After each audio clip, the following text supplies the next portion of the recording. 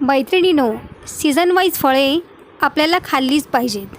आज मी मार्केटला भाजी म्हणून आणायला गेली, पण बघितल्यावरती जांभळं एका ठिकाणी खूप छान होती. एकदम मोठ्या साईजमध्ये खूप मासाळ असलेली जांभळं मला भेटली, तर मी ती घेऊन आले. पण घरामध्ये लहान मुलं तर जांभळं खात नाहीत, त्यांना थोडीशी तुरट लागतात. त्यामुळे सगळेजण जांभळं खातात असं नाही आहे, पण जांभळं ही नक्कीच खाल्ली पाहिजेत. तर अशा पद्धतीने मी आता ज्यूस करणार आहे. तर सगळ्या बिया मी ते काढून घेतलेल्या आहेत आणि ज्यूस मग आपल्याला तयार करणार आहे. तर बियासुद्धा आपल्याला ह्याच्या टाकून द्यायच्या नाही आहेत. बियासुद्धा खूप उपयोगी असतात. डायबिटीस लोकांसाठी बिया ह्या खूप उपयोगी असतात. पावडर करून त्याचा वापर करतात. तर ज्यूसमध्ये आपण इथे छान चाट मसाला घातलेला आहे, थोडंसं मीठ घातलेलं आहे. त्याचबरोबर आपल्याला याच्यामध्ये लाल तिखट मसाला घालायचा. तुम्हाला जर आवडत असेल याच्यामध्ये गोड, तर तुम्ही साखरसुद्धा याच्यामध्ये घालू शकता.